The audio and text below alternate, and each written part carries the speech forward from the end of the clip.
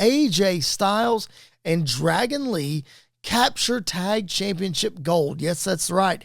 AJ Styles and Dragon Lee defeating Finn Balor and JD McDonough in an incredible match on Monday Night Raw to capture the tag team championship. In fact, I failed to mention this at the top of the show, but since I'm talking about a championship match, 3 championship matches on both Raw and SmackDown this week. I just mentioned that wrestling is hot as it's ever been, and we have 6 championships defended within 2 shows. Now, some may say that's a few too many championships. I'll hear your argument.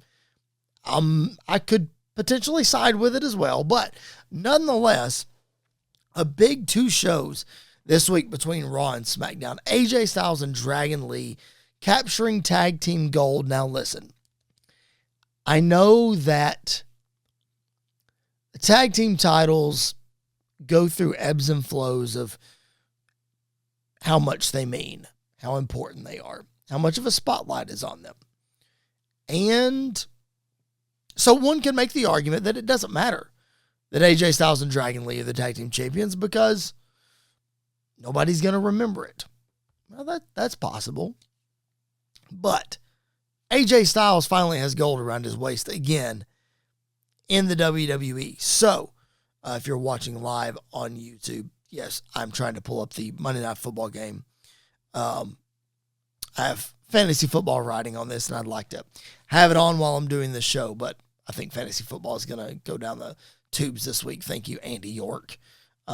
If you're watching us, appreciate that. City Kitty in the chat. AJ Styles and Dragon Lee had a phenomenal match. Yes, they did. So much so that I'm going to go back and watch it again. It's easily the best match of the night, for sure. So, fantastic stuff.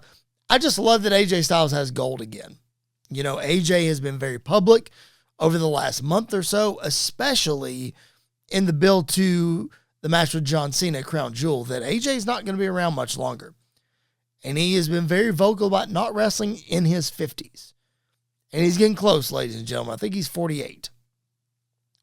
I think the last comment that he made about it was that his contract expires in February, but he's working on something to get them through WrestleMania so that he can do WrestleMania. So, who knows exactly when AJ's last match is going to be, but it will be next year. And as an AJ Styles fan, I'm not ready for that. I'm just not. I know that a lot of people can just write off AJ at this point in his career. And most WWE fans, I think, actually do. And that's the sad reality of it, is that AJ Styles is one of the best in-ring performers of this generation. Yet, his booking probably hasn't lended itself any favors recently. He got injured and he missed a bunch of time, so I understand that. But he hasn't been involved in the World Championship picture since this version of the World Heavyweight Championship was created. So in 2023, when he and Seth Rollins battled for the championship. Now, I know that later on he wrestled Cody for the championship. He had a run with Cody last year, but still, we don't think of AJ Styles in the main event picture right now. And that's sad because AJ needs to be celebrated.